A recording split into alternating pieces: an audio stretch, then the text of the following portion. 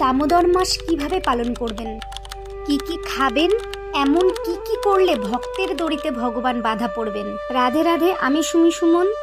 7ই October থেকে 6ই November পর্যন্ত দামোদর মাস শুরু হতে চলেছে। দামোদর মাস অর্থাৎ কার্তিক মাস বৈষ্ণব ধর্মে অত্যন্ত পবিত্র মাস, যাকে উজ্জ্বল ফলপ্রদ ব্রত মাস বলা হয়।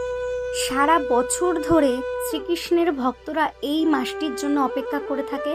কারণ এই মাসে শ্রীকৃষ্ণের ভক্তরা ভোগ বিলাস ত্যাগ করে, যতটা সম্ভব সাত্ত্বিক জীবনযাপন করেন।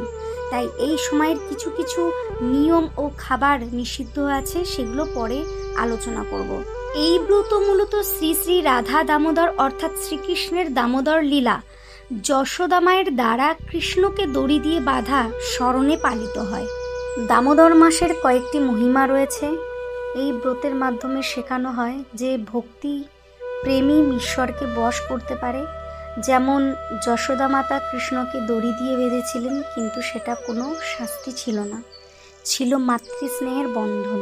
শাস্ত্রে কার্তিক মাসকে বলা হয় ভক্তির রানী।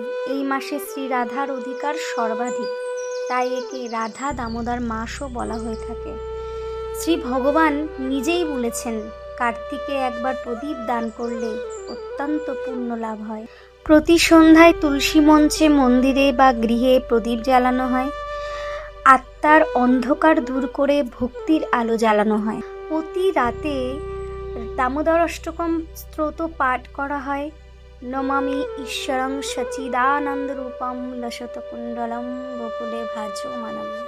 এই স্তোত্রে ভক্ত কবি শ্রী সত্যব্রত মুনি যশোদা মায়ের ভক্তি ও কৃষ্ণের দয়া কীর্তন করেছেন। বলা হয়ে থাকে, একবার দামোদর অষ্টকম পাঠ ও দীপদান করলে অসংখ্য জন্মের পাপ নষ্ট হয়। এও বলা হয়ে থাকে, যে ব্যক্তি এই মাসে ভক্তিভাবে ভগবানের সেবা করে তার হৃদয়ে স্থায়ী প্রেম ভক্তি জাগ্রত হয়। এই ব্রতের ফল মুক্তি নয়, ভগবানের প্রেম লাভ। কারণ মুক্তির পরে ভক্তি থেকে যায়, কিন্তু প্রেম ভগবানের আসল ধন। কার্তিক মাসে শ্রী রাধার বিশেষ অধিকার থাকে, তার কৃপা ছাড়া দামোদর ব্রতের পুণ্য ফল লাভ হয় না।